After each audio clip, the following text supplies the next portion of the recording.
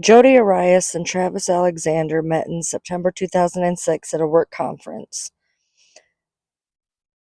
Jodi converted to the Church of Jesus Christ of Latter-day Saints and was baptized by him on November 26 of 2006 in Southern California. They began dating in February 2007, and Arias moved to Mesa to live closer to Alexander, but in 2008 she moved to California and lived there with her grandparents. Travis and Jodi dated intermittently for a year and a half, often in a long-distance relationship, taking turns traveling between their respective Arizona and California homes. Even when Travis was in a different relationship, he and Jodi would sext each other. Travis's friends knew who Jodi was and observed them together reportedly and had a negative opinion of her, stating that the relationship was unusually tumultuous and that Jodi's behavior was worrying. Travis was murdered at his house in Mesa, Arizona on Wednesday, June 4th, 2008, while he was taking a shower. He sustained 27 stab wounds, a slit throat, and a gunshot wound to the head. Medical examiner Kevin Horn would later testify that Travis's jugular vein, common carotid artery, and trachea had been slashed, and he had defensive wounds on his hands. He further testified that Travis may have been dead at the time that the gunshot was inflicted, and that the back wounds were shallow. Travis's death was ruled a homicide. He was buried at Riverside's Olivewood Memorial Park Cemetery. Travis missed an important conference call on the evening of June 4th. The following day, Jodi met Ryan Burns in Salt Lake City suburb of West Jordan and attended business meetings for the conference. Burns later said that he noticed that Jodi's formerly blonde hair was now dark brown and that she had cuts on her hands.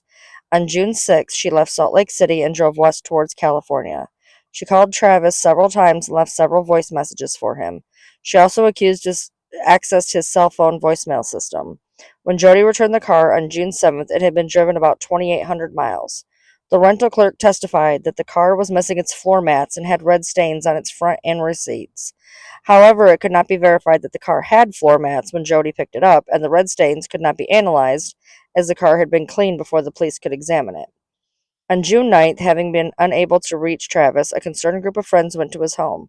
His roommates had not seen him for several days, but they believed that he was out of town and thus did not suspect anything was amiss. After finding a key to Travis's bedroom, the group entered and found large pools of blood in the hallway to the master bathroom and Travis's body in the shower.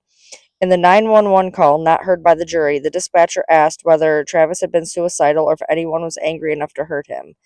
Travis's friends mentioned Jodi by name as a possible suspect, stating that Travis had told them that she had been stalking him, accessing his Facebook account and slashing his car's tires.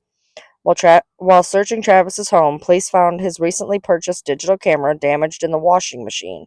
Police were able to recover deleted images showing Jodi and Travis in sexually suggestive poses taken at approximately 1:40 p.m. on June 4th. The final photograph was Travis alive, showing him in the shower, taken at 5:29 that day. Photos taken moments later show an individual believed to be Travis profusely bleeding on the bathroom floor. A bloody palm print was discovered along the wall in the bathroom hallway, and it contained DNA from both Travis and Jodi. On July 9th of 2008, Jodi was indicted by a grand jury in Maricopa County, Arizona for the first-degree murder of Travis. She was arrested at her home 6 days later and was extradited to Arizona on September 5th. Jodi pleaded not guilty on September 11th. During this time, she provided several different accounts about her involvement with Travis's death. She first told police that she had not been in the Mesa on that day of the murder and had last seen Travis in March of 2008. Jodi later told police that two intruders had broken into Travis's home, murdering him and attacking her. 2 years after her arrest, she told police that she killed him in self-defense, stating she had been a victim of domestic violence. There was a long trial, and eventually all 12 jurors found her guilty of first-degree premeditated murder.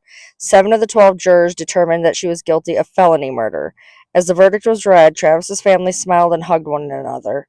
Crowds outside the courtroom began cheering and chanting. During the sentencing phase, the jurors couldn't decide what they wanted to do.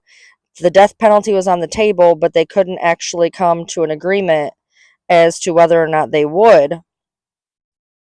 So, sentencing was scheduled for April 7, 2015, and the judge having the option to either sentence her to life imprisonment without the possibility of parole or the possibility of parole after 25 years. On April 13th, he sentenced her to life imprisonment without the possibility of parole. By March 5th, 2015, her trials had cost an estimated $3 million. In June 2015, following a restitution hearing, she was ordered to pay more than $32,000 to his siblings. Her attorney stated this was about one-third of the amount requested. As of 2023, she is housed at the Arizona Department of Corrections, which is located at Arizona State Prison Complex in Perryville. She started her sentence in the complex maximum security Lumley unit, but has since been downgraded to the medium security level.